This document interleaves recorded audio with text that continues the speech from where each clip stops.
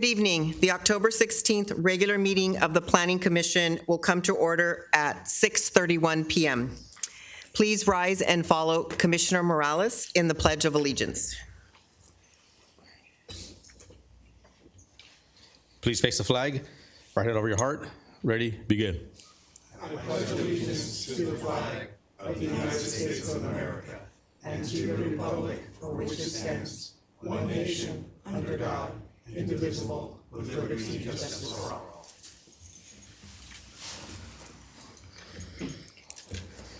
Thank you. May I have our Planning Commission Secretary, Rhea, please call roll. Commissioner Lujan? Present. Commissioner Sakali? Here. Commissioner Morales? Present. Vice Chair Guerra? Here. Chair Uva? Present. Now is the time set aside for oral communication from the Planning Commission. Does any commissioner wish to make an announcement, report on a conference, meeting, or request items for a future agenda? Commissioner Morales. None for me, Commissioner, or Chairperson. None for me, thank you. Commissioner Lujan? None for me. Vice Chair Guerra? None for me. And none from me either. It's good to see you guys. It is. We've been gone for a while. Yes. Presentations, we have none today. Does the Community Development Director have a report on a City Council action item or any other general update? Yes, thank you, Chair Uva. Just general updates. The city's planning division and our department in community development is continuing our efforts with the comprehensive general plan update of the city. Various folks, including members of the commission, have been interviewed as our stakeholder group, and we continue to other engagement with other stakeholders, including nonprofit groups and other interest groups, to review topics related to community issues, open space, parks, land use, housing, etc. Our consultant MIG is leading that effort along with our staff members. Key members of the staff that are involved are myself, our principal planner, Alfonso Hernandez, and then also happy to announce today that Abraham Luna has been promoted to senior planner, and he is not here today, but congratulations via Zoom. He might be tuning in, or he can watch the video. He is continuing to be a lead member of that team as well. And just to add a little bit more context to the general plan update, the general plan is not only updating our plans to be in line with our housing unit allocation, the commonly known as RENA, but also other elements of the general plan, including economic development element, the design element, open space, traffic, et cetera. So we have other members of the city team and other departments that are going to be part of our internal group that will be leading the different efforts in the different elements along with our staff members in community development. So we might be a little bit busy, but it's a lot of fun. So we're really enjoying the teamwork that it takes to get those projects completed on time. Something else to give you a preview of what we'll be doing is we'll send out an email, but we will be having our rezonings taking place in 2 steps versus the original plan was to bring all the rezonings to meet the RENA in one action item and one report. So that'll be coming in 2 parts, and we'll be able to share a timeline with you in the next 2 weeks. I'll probably be sending an email just as an informational item. And then certain members of our team, including Marissa Montero and like I mentioned, Abraham and Alfonso, are working on website updates. And we'll send you a link to our general plan and our housing element webpage, where you'll be able to review some of the draft efforts, summaries of community input. So it'll be just a central place where you can go and find out about the general plan update of the city. So that's something we're working in-house and along with our consultants. And so that is part of the update that I wanted to provide on the general plan. Separately, I just wanted to let you know that the City Council at its upcoming meeting will be reviewing the second reading, the adoption of the ordinance for the YMCA project. the zone change and general plan amendment. And then also related to that, yesterday there was a really nice groundbreaking ceremony at the YMCA celebrating the project that'll be coming forward. And that's all I have for today. Great. Thank you for the updates, and And thank you for the update progress report that you send out with all the projects. That's awesome. It's appreciated by us, and I know a lot of other people. Yes, we have a lot of interest in the development activity report that's grown into quite a work effort. But again, we have several very talented staff members in the planning division that are part of that. We were a little behind, but we are caught up, and we will be publishing the October development activity report in the next few days. Thank you. okay. One other question. On the housing element, that's been certified by the state? Yes, our housing element was certified. Yes. All right, perfect. Okay, thank you for the updates, and congratulations to Alfonso. I mean, to Abraham, sorry, Alfonso. You could be next. Okay, now is the time set aside for the public hearing for PLN 23-00104, a conditional use permit. Does the Planning Commission Secretary, Ria, have proof of publication? Yes, I do. Will the Community Development Director introduce the staff making the presentation? Yes, for tonight's item, we'll have Associate Planner Jerry Clemente providing the presentation on the CUP.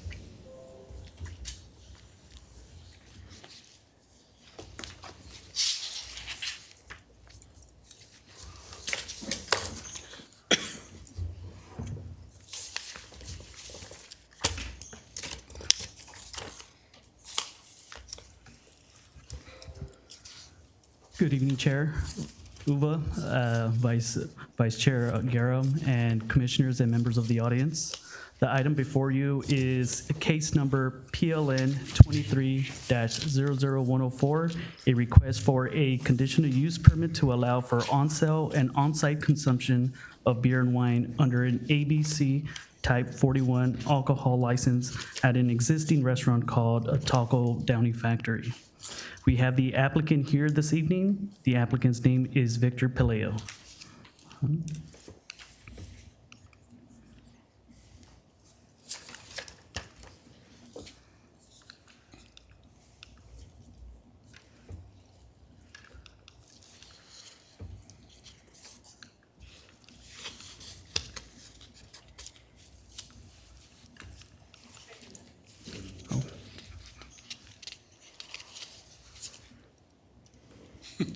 Did you hate that you're going to report? It's like technical problems. Oh, man. Uh-oh.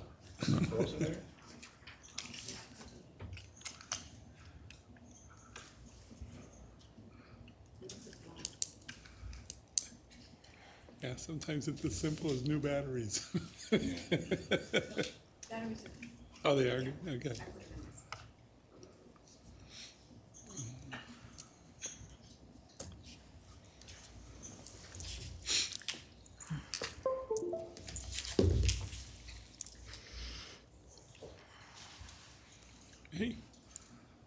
Hey, thanks for the corner photo there. That's still with the old bench. I used to love that bench.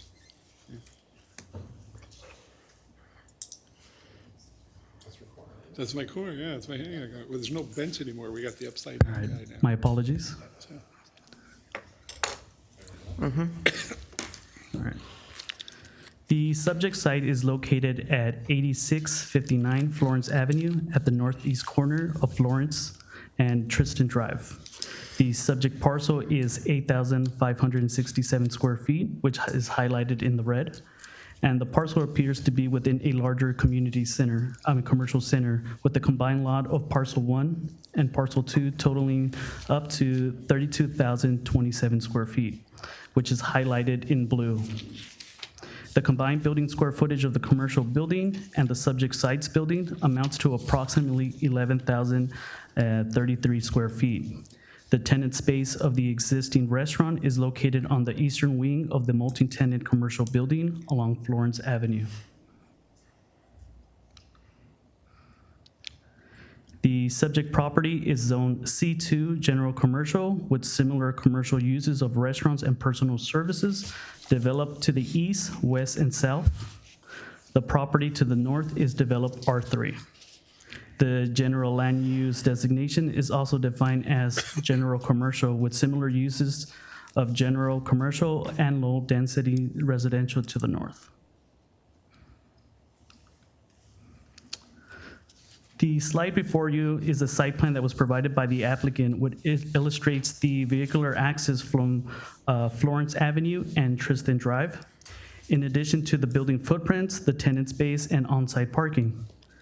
As previously mentioned, the subject parcel is part of a large commercial center.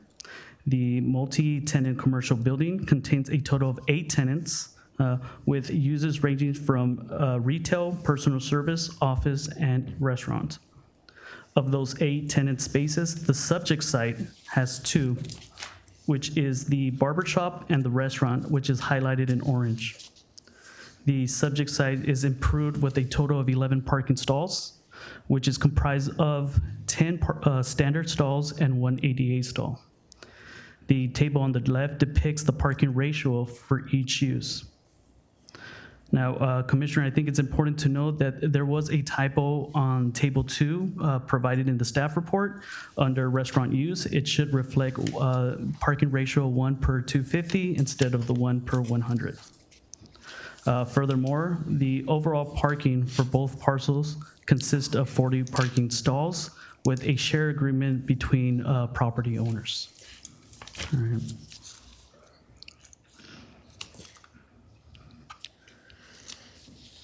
The current restaurant is 1,360 square feet in size.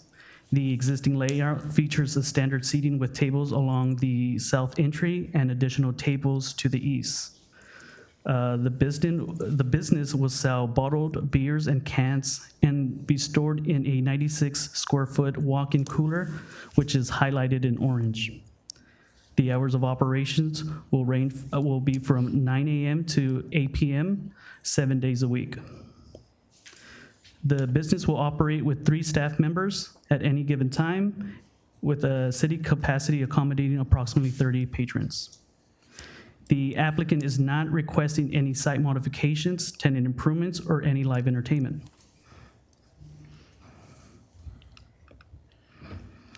The slide provided is a recent view along Floral Avenue, which is on the street side. And then here to the right, we depict the rear parking lot. The city's Development Review Committee reviewed the requests and materials and did not express any concerns or oppositions. Standard conditions were provided, and such departments were incorporated into the resolutions, such as the conditions of approval. The specific conditions of approval have been included to ensure that a safe restaurant experience for all customers surrounding the properties and uses, and therefore staff recommends that the Planning Commission approve a conditional use permit to allow on-site consumption of beer and wine under ABC Type 41 alcohol license for the existing restaurant located at 8659 Florence Avenue. And this concludes staff presentations, and I'm available for any questions. Okay, thank you, Jerry. We'll start to my far right with Vice Chair Guerra. Questions for staff? I don't have any questions. Okay. Commissioner Lujan? I don't either. Commissioner Saikali? No questions. Commissioner Morales? No questions at this time. And I have no questions. Thank you, Jerry. Before I open the public hearing and call the applicant or their representative, this would be the time for the planning commissioners to discuss any pre-hearing site visits, pre-hearing discussions that the commissioners may have had about the project. Commissioner Morales? None. None? Vice Chair Guerra? I've eaten there once. Food was good, but I'm a softie for good tacos. And I drove around the other day, Saturday. I drove around there and looked in the back around stuff. Okay. Commissioner Lujan? None. I wouldn't. Commissioner Saikali? Yeah, similarly to, I went to that restaurant about maybe 3 months ago with my wife, and we wanted to order some food to go. While we were waiting for the food, the lady was courteous to bring my wife some soup and chips, and I thought it was very nice. And they said, we just opened up, and I think it was fantastic.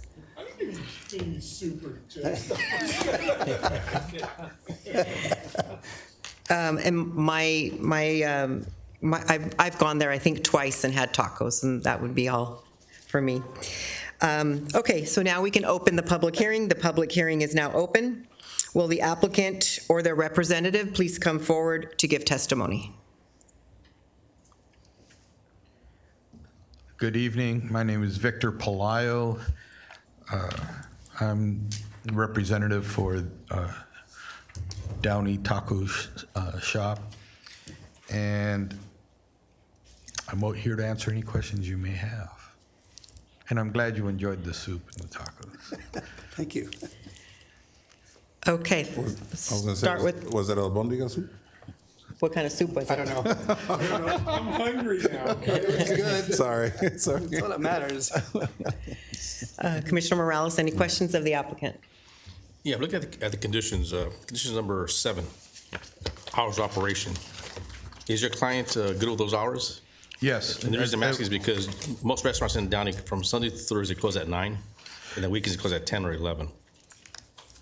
Yeah, these were the requested hours of the restaurateur. Isn't that right, Bruce? These were the hours you asked. 9 a.m. to 8 p.m. Yeah, these were the hours he requested. Okay, that's fine. If we find, and I know this is a conditional use permit, and so we're sort of handcuffed to the hours, and if we find that the clientele is coming in later or what have you, we'd like to be able to work with the city and accommodate them. The reason why we're asking not to stay open that late is because we're more of a family restaurant, and we really don't want to have people there to drink alone, and we really want people to eat and supplement their meal with beer, basically. Yep, Okay. that's all I have. Commissioner Saikali, any questions? No questions. Commissioner Lujan? None. And Vice Chair Guerra? Should they request the 9 just to have it? It's really hard to change That's it later. That's sort of where I'm at on this as well, is if we can amend this to say 9 o'clock, but set our hours for 8 o'clock, just so that we have that opening should clientele push us that way. Is the commission amenable to that amendment? I think we can address that when we do our motion. Was it? Yeah. Yes, we will address that when whoever makes the motion. And I appreciate Commissioner Morales bringing that up. I was going to bring it up. Oh, I'm sorry. Because it seemed a little early. Yeah, exactly. No, that's okay. And we'll make sure you get a free bowl of soup also. No, don't say that.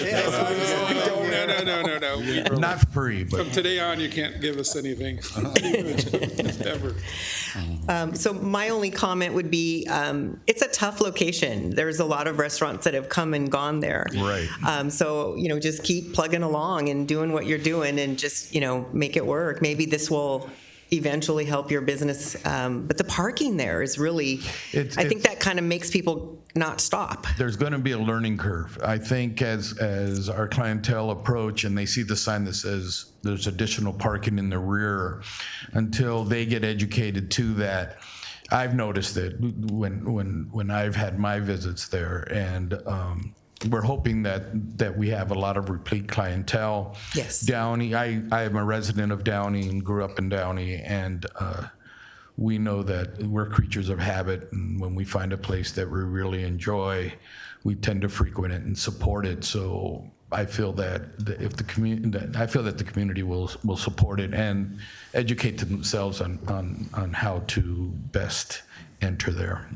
Yeah, because there's a door in the back, right, to enter from the back. There's an entrance to the back that enters in, that enters the dining room. It's fully functioning both ways.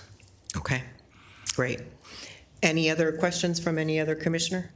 Okay, thank you. One more, if I may. Sure, absolutely. Mr. Victor, do you have any ADA table in the front?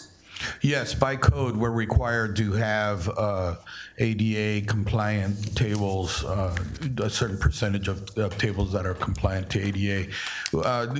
Mostly all tables, other than those with fixed seating, can accommodate ADA just because we just pull the chair out and they'll roll up. But that is in the building code, that we have to have a certain percentage of tables, and our counter has to meet ADA as well as our restrooms. Of course. Okay. Thank you, Mr. Palaio. Thank you for coming. Thank you very much for your consideration. Sure. May the staff confirm if there has been any correspondence in favor or in opposition? Staff has not received any correspondence from the public. Okay, great. And is there anyone here in the audience that would like to speak in favor or in opposition? I don't think there's any cards, right? Okay, none.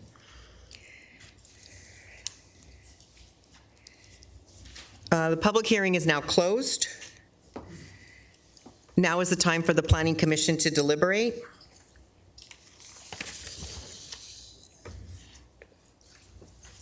Can I ask a question of staff? Is the parking, when Florida Restaurant opens up, is that fence or wall okay? Does it go between parking lots, the back of this parking lot and Florida? Will that be open to go between both?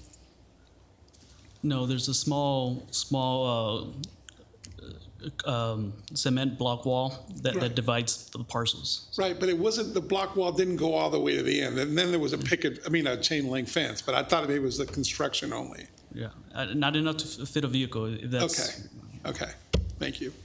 Okay. What is the pleasure of the Planning Commission? May I have a motion? I'll make a motion to make it, well, unless, to make it leave them open till 9, and then it's their choice. That way they don't have to come back if they find successful, because you're right, it is a tough corner, and it seems like it's the kind of place that it's just, they're selling beer. So I'll make a motion that we accept staff recommendation, except maybe we amend the hours of operation to be up till 9 p.m. I'll second. Okay. So it has been moved and seconded to approve PLN 23-00104. Will the Planning Commission Secretary Ria, may we have a vote? Electronically, right? Okay. We are also, if I may, we are amending that to allow to have the restaurant open to 9 o'clock at the option of the applicant. Yes, that's what the motion was. Okay. Yes. Just confirming. Thank you. Yes.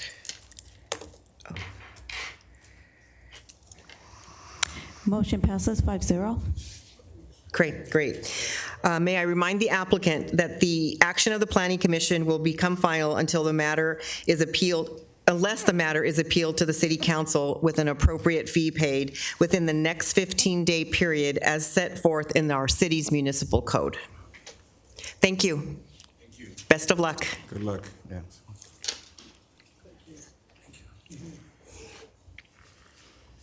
Okay, now is the time set aside for public hearing for PLN 24-00159, the zoning text amendment. Does the Planning Commission Secretary Ria have proof of publication? Yes, I do. Will the Community Development Director introduce the staff making the presentation? Yes, thank you, Chair Uva. Tonight we'll have Lindsay Ortega, our planning consultant, presenting this item. Good evening, Chair Uva, Vice Chair Guerra, and members of the Planning Commission. My name is Lindsay Ortega. I'm a planning consultant with Sagecrest Planning and Environmental. The item before you today is PLN 24-00159, a zoning text amendment to amend the Article 9 of the Downey Municipal Code to regulate the location of businesses that sell tobacco and tobacco products. a slightly revised resolution has been provided to you and placed on the dais and at the back of the room for members of the public. The changes are minor in nature and address zoning code section references and headings for organizational purposes. On March 12th, 2024, the City Council directed city staff to initiate a zoning text amendment to regulate the location of tobacco retailers in the city. It is the council's desire to implement a buffer between businesses whose primary purpose is to sell tobacco and tobacco-related products, away from parks, daycare centers, and schools within the city. Recent changes in state law have served to strengthen enforcement of flavored tobacco retail laws, as well as broaden the definition of retail locations.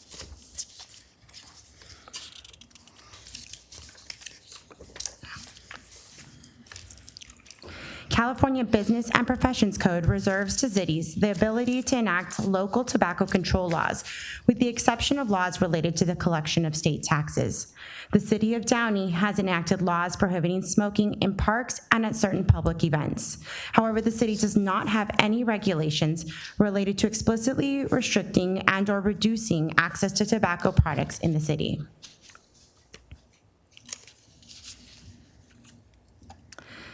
The city has recently seen an influx of retail businesses whose primary operations is dedicated to the sale of tobacco products. This includes vape and vape-related products. There are approximately 16 retail stores exclusively dedicated to the sale of tobacco and tobacco products that are operating in the city. Currently, businesses that sell tobacco or tobacco-related products are classified as retail sales new under the zoning code, and retail sales are permitted by right in zones C1, C2, C3, CM, and MU zones. A new business can be established by obtaining a business license from the city. The zoning text amendment would establish a new classification titled tobacco retailer. The proposed definition includes any business whose sale of tobacco, tobacco products, and/or tobacco accessories which are 50% more of their gross sales. Staff intends for this to capture businesses that primarily sell tobacco while not limiting gas stations, liquor stores, convenience stores, markets, grocery stores, or lounges.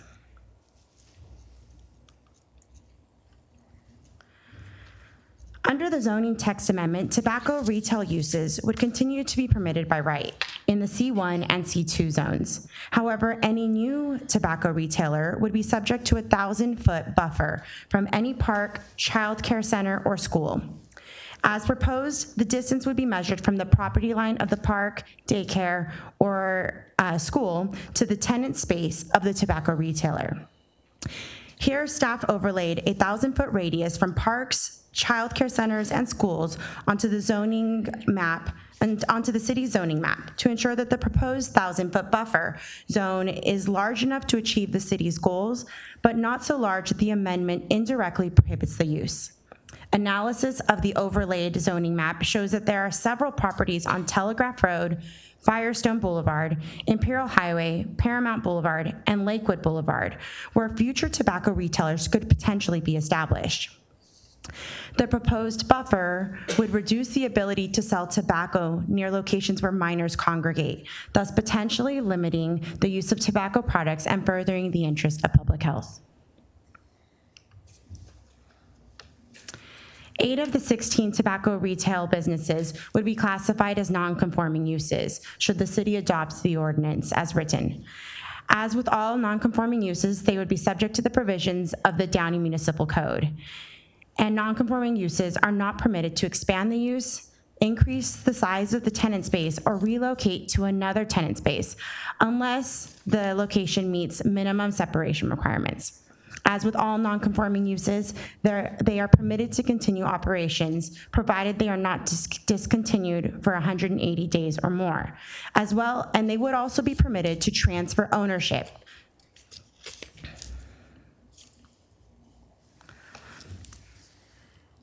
Identified here is a list of municipal code sections that would be updated as part of the zoning code text amendment to clarify existing definitions as well as to add a tobacco retailer definition. The proposed zoning text amendment was advertised in the Downey Patriot on October 3rd, and a notice mailed to all existing tobacco retailers and interested parties, as well as emailed to all available email addresses. Based on the analysis contained within the report, staff is concluding that all required findings can be made in a positive manner. As such, staff recommends that the Planning Commission adopt resolution number 24-4039, recommending that the City Council adopt an ordinance for the proposed text amendment. Thank you for your time, and I'm available to answer any questions that the Commission may have. Great, thank you. Does the Planning Commission have any questions of our consultant? I do. Vice Chair Guerra, go ahead. Thank you. So under the non-conforming of the existing businesses, so if a business is in a shopping center and the place next door to them becomes available, they can't expand the current 20 businesses on there? Correct. If the location next to them, and this is one of the reasons why the text amendment was written in the way it was, is that the measurement would be to the tenant space. So if that tenant space adjacent to it doesn't fall within that 1,000-foot buffer, they could expand into that space. But they wouldn't be. They're coming. I mean, the existing one, they're non-conforming. They wouldn't be able to expand. How many of them do we know on these ones here? These 16. So these are the 16 that we have. How many of them would be non-conforming now? So we currently have 16. I believe that there may be some additional new retailers that have not been mapped that have come in. However, there would be 8 that are considered non-conforming at this moment. Okay. Doesn't that decrease their value of their business if they can't even expand next door? I mean, they would still be able to transfer the use, transfer the business to another entity, so it doesn't remove their ability to continue sales, but they would not be able to expand. Okay. And how did we come up with the 1,000 versus like 500 feet kind of thing? Why 1,000? I mean, that just seems like an arbitrary number. I mean, we could make it 2,000 for that matter, but why not 500? Well, we mapped different buffers to identify what would allow for a sufficient buffer but not be completely and entirely prohibitive of the use. We also looked at other jurisdictions to see what they've been doing in their practices. We looked at best practices, and that 1,000-foot buffer seems to be what's been most implemented. There are other cities that have implemented 1,500-foot buffers as well as buffers between uses. So you wouldn't be permitted to have a tobacco use adjacent to another tobacco use. So, and I understand that the council, wanted to look at this, and that's their directive. It's a policy decision. That's great. But have we had any citations for any of these 16? Is there been a problem? Is there any issues that have come up from these 16? I'd have to defer to city staff on any court enforcement citations. Sure, if I may, Chair, no, not that we know of in terms of the ones that are currently operating legally. We do have some that were operating without business licenses, and we reach out to them requesting that they submit for business license applications. Okay, and because the only reason I ask is because, the law went from 18 to 21. So can a 19-year-old walk into one of these places, or is it like a bar that you can't even go in until you're 21? Mm-hmm. Actually, I'm not entirely sure about that. I'd have to check on that. I believe that they do check IDs for certain types of businesses that operate solely like a specific smoke shop or vape shop. But I'd have to look that up. Because I understand. Smoking is not good, especially, you laid out things good in the report here. And we all know the dangers of it. I just think, I don't think we have an issue with whatever is already there now. And you said one word that was a key word in all this stuff. My dream is for Downey to someday have a beautiful cigar lounge that we can all go in there and smoke cigars and buy cigars and have a good whiskey or something. So lounges, cigar lounges would be okay. Even Yes. it wouldn't have anything to do with the distance, or we can build one in downtown Downey and so forth. That's correct. Cigar lounges is classified as a separate use in the zoning code, so it wouldn't be impacted by this ordinance. Okay, great. All right, thank you. Does anyone else have questions? Yeah, I just wanted to expand on what Commissioner Guerra indicated. Of the 16, can you identify which ones what would be listed now as non-conforming? Could I bring the map back up?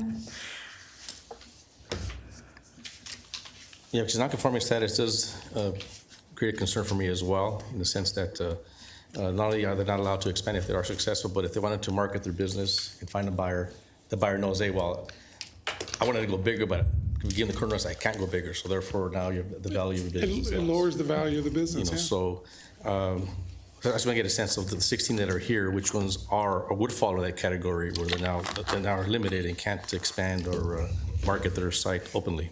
Yeah, so there's 8 locations on the map, although I admit it may be a little bit difficult to view I think you go to it. table 1. I don't know if you have table 1 on the presentation.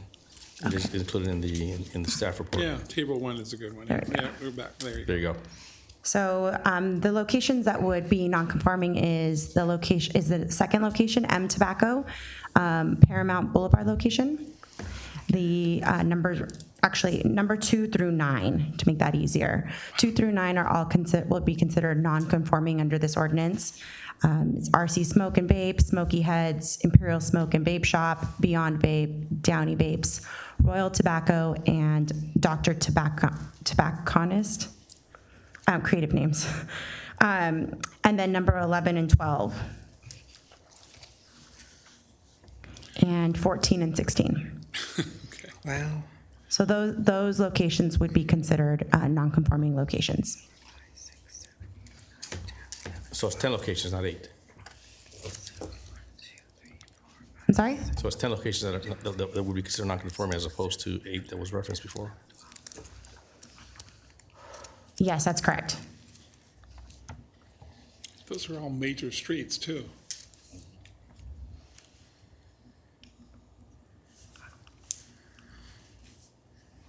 Can also, Madam Chair. Sure. I think under the list of uses that are identified as sensitive uses that would require the 1,000 feet, I think under daycare, we should make it a licensed daycare so that we know that there are an actual bona fide daycare facility that's licensed, as opposed to just say daycare center. That's a good point. Chair. Those are my initial comments for now. We are modifying the definition of a daycare in the municipal code, which reads, an establishment or facility other than a family daycare facility that includes infant centers, preschools, extended daycare facilities, and school-age child care centers, and also includes child care centers licensed pursuant to section 1596.951 of the California Health and Safety Code. So they are to be licensed daycares. Alfonso, is that what you wanted to point out? Okay. Those are my comments for now, Madam Chair. Okay. Did you want to say something? Chair Uba, just to provide a little bit more context to the direction from City Council. City Council was presented with various options, and the option before you described in this report was the preferred option by City Council. With regard to the non-conforming businesses, there was some brief discussion amongst the council about how to approach the topic of creating potentially businesses that would be non-conforming if we were to adopt a separation of 1,000 or a buffer distance between businesses. Preliminarily, with the information that the City Council had, the City Council did direct a staff to apply the existing non-conforming section of the code. However, it was a preliminary discussion by City Council I understand the concerns of the commission, and I know there's still quite a bit of deliberation probably that would take place. Perhaps something for the commission to consider and to discuss is whether the Planning Commission would want to include a change to the draft ordinance that would indicate that the minimum separation distance of 1,000 feet would not apply to businesses that existed prior to the adoption of the proposed ordinance. So just wanted to share that with you. If that was the direction of the Planning Commission, that could be incorporated into the Table 9.3.5 under Notes and Exceptions, which is shown on page 3 of the PC agenda packet. Okay.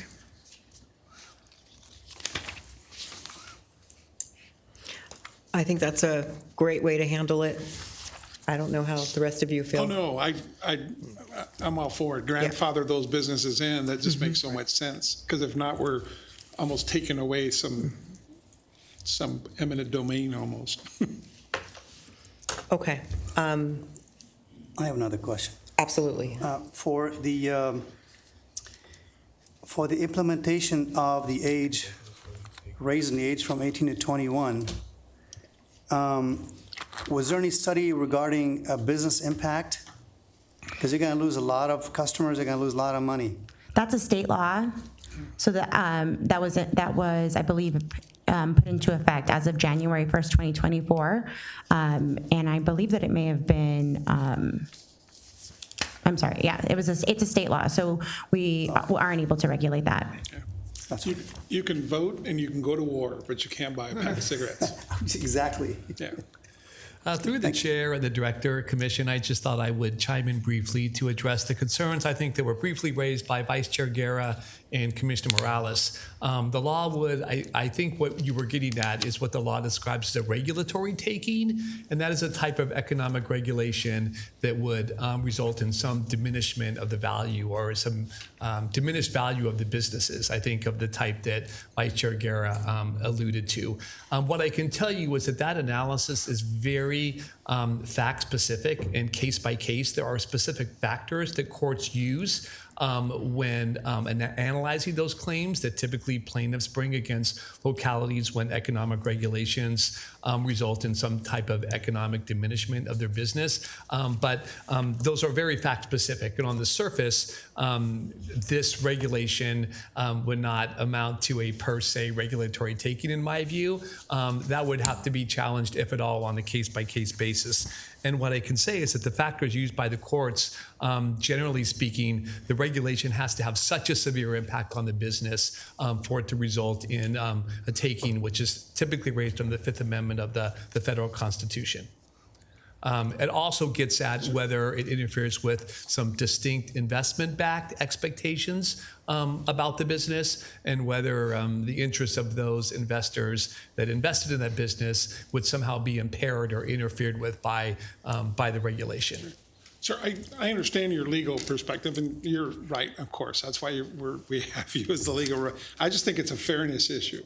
If sure, I just wanted to add the legal context for the Planning Commission's consideration, that's all. Yeah, and I was not suggesting that we were doing a premature taking in that regard. I was looking at strictly, as Commissioner Guerra indicated, the potential value and being business friendly for our current operators. Okay.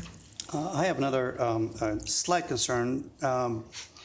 If that business, in the event that they did not follow through with their payment through the business license, and they come back, let's say they want to update the business license because they didn't pay for it, would that place them under the new municipal code? If they were inactive for more than 180 days, so 6 months, then that would place them applicable to this ordinance. But if they remain active, then they would continue their legal non-conforming status. Well, Okay, so Just to so add, there- I maybe, haven't, can I add a little bit more to Mr. Hernandez's answer? The non-conforming section of the code for what is deemed vacant is a very high bar. It is correct, 180 days of not paying a business license could be a factor in considering losing the non-conforming status. But the code also indicates that it's not just the business, but it's the location has been abandoned and not functioning as a land use. And so the bar is also increased in that the city evaluates whether the building has been vacant. These are typical factors that we look at, that if the building is part of a commercial center, then really has the building of the commercial center been vacant? And so when one tenant has been vacated, it's a very high bar that the city has to pass in order for a business to lose its non-conforming status. We look at utilities haven't been paid, the building has been vacant, there's been no activity. But if the business has been functioning and not paid their business license because they're in arrears, the business license is a tax, and that's something that can be brought up to current payment status with some small penalties for being late in the payment. And so that is an easy way for a business to come into compliance and not losing its non-conforming status. So just wanted to provide a little bit of context. It's not just the business license, it's also other factors involved. okay, just follow up on what you're saying. So does the city of Downey follow up with a notice to the business owner? Let's say he forgot to pay. He went on vacation for 2-3 months to Italy. No, Italy, right? And he came back and he forgot about the payment of business license. And would the city follow up with a notice to the owner? Hey, you didn't pay your fee, so would we do that? Yes, we do. So we send them a reminder even before it expires, and then after it expires, we keep on sending them reminders. I believe we send them up to 3 reminders until we close out that license. From the community development perspective, if we notice that they're still active, then we'll remind them again outside of our business license practices. Because at that point, they'd be in violation, and we want them to get them back and active. Okay, thank you. Okay. Does anyone else have any questions of our consultant, Lindsay? No. Thank you. Thank you so much. Before I open the public hearing, this would be the time for the planning commissioners to disclose any pre-hearing visit sites, pre-hearing discussions that the commissioners may have had about this project. None for me, Madam Chair. Okay, anyone? I get my cigars mail ordered. Okay, so none. The public hearing is now open. May staff confirm if there has been any correspondence in favor or in opposition? No correspondence. Okay. So seeing that we don't have anyone in the audience, I guess I should just state that for the record, that no one will be coming forward to have any questions or speak in favor or in opposition. So the public hearing is now closed. Now is the time for the Planning Commission to deliberate. Does any commissioner have any questions at this time, or would the commissions like to discuss this item in detail? I have no comments. Well, I think we discussed it. I think we did, but. I do. I'm very much in favor of what our development director said. The current businesses that are there, they've been operating legally. They've been following the rules. There's been no issues.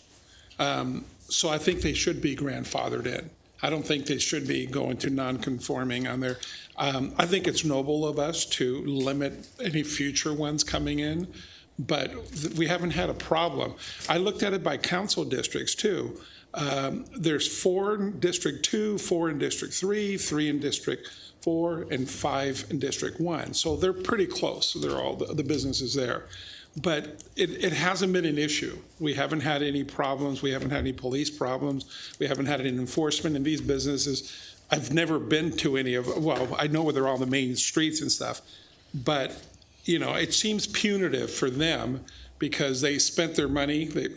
We may not like their business, and it's sexy to attack the tobacco, but as long as it's legal, it's legal. So I would strongly favor grandfathering them in, so that they don't become non-conforming, so they can expand in the same address, if you will, maybe do that. But I think those businesses, if they want to move tomorrow to another area in the city it would be non-conforming. But I think if these businesses should be grandfathered in my opinion.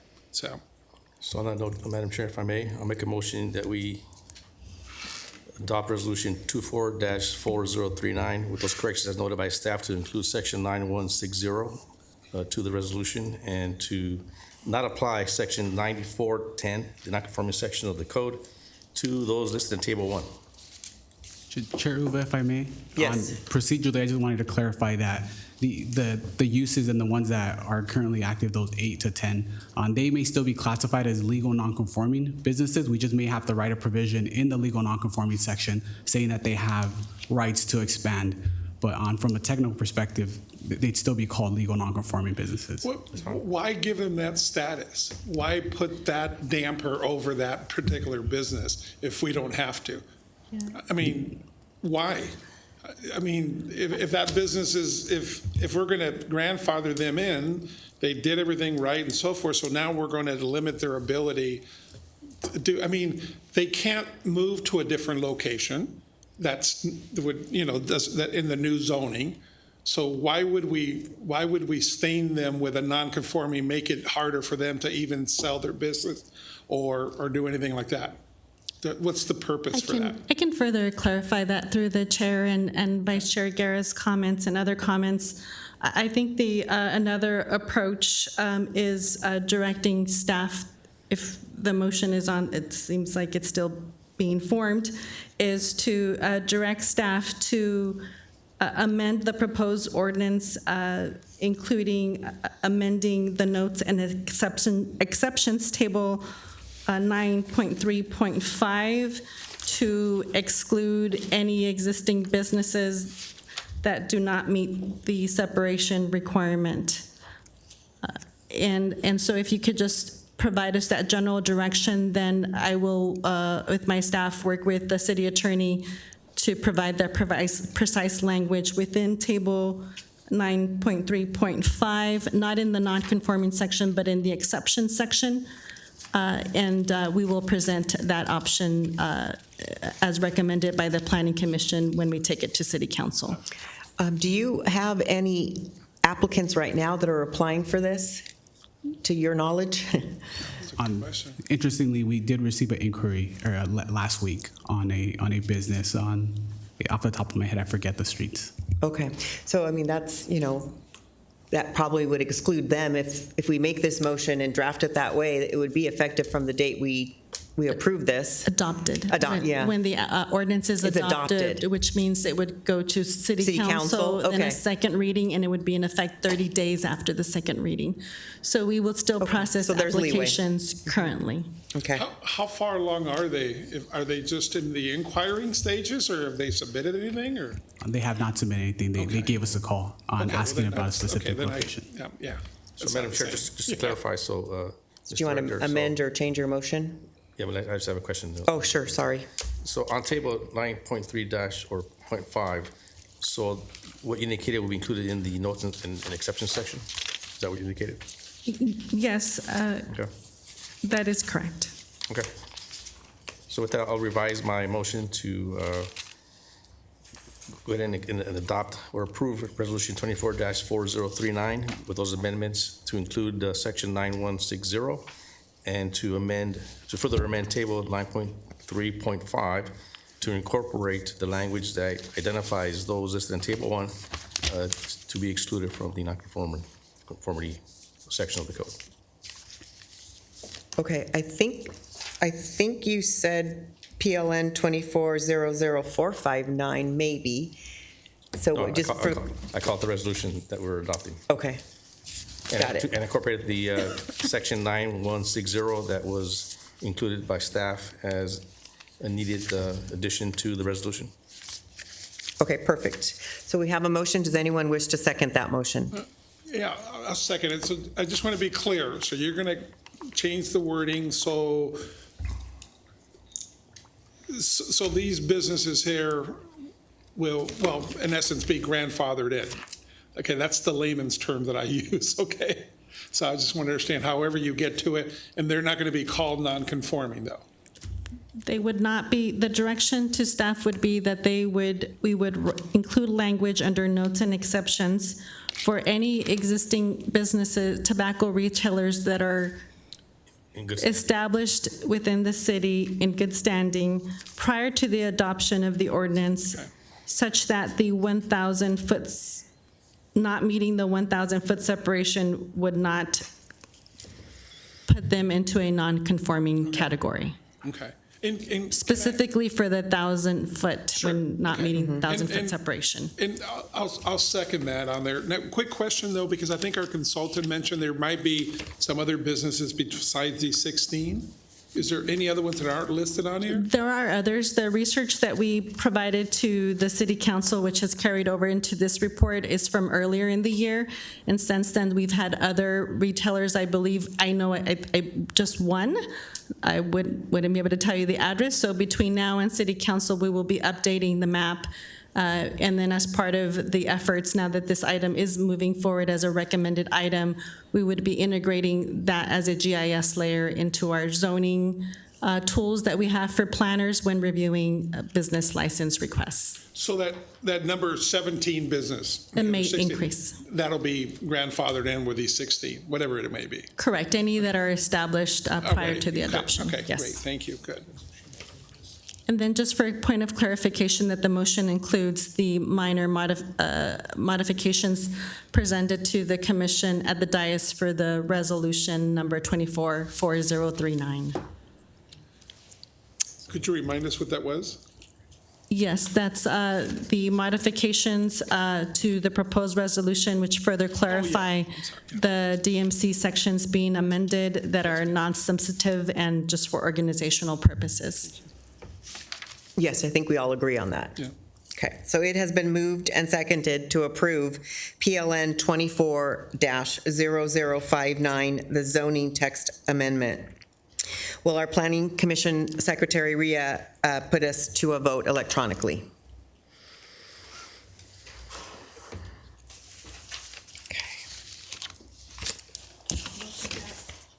Motion passed 5-0.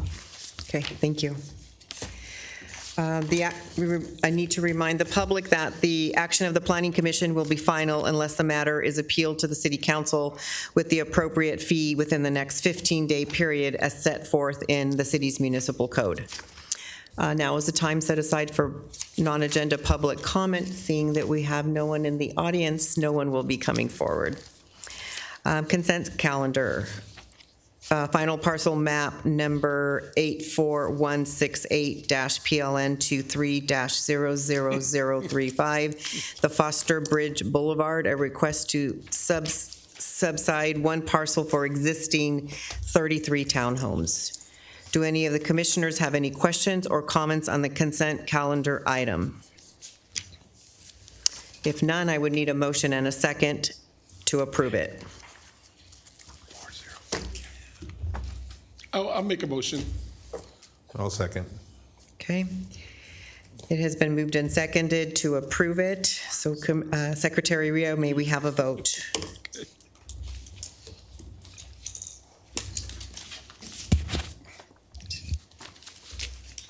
Motion passes with a vote of 4-1. Okay. Oh, okay. Any other business? Do we have any today? I think we have none, correct? Okay. Does the Community Development Director have any additional comments? I don't at this time, thank you. I do. That just went up 4-0. It's been a couple of innings that they've I gone got a up. text, yeah. Yeah. Kiki Hernandez hit a home run. Yeah. And You it's the guys were- bottom, let's see, bottom of the 7th. Yeah. My Okay, wife's- we are adjourned. Thank you. Yeah, my wife's been texting me. She goes,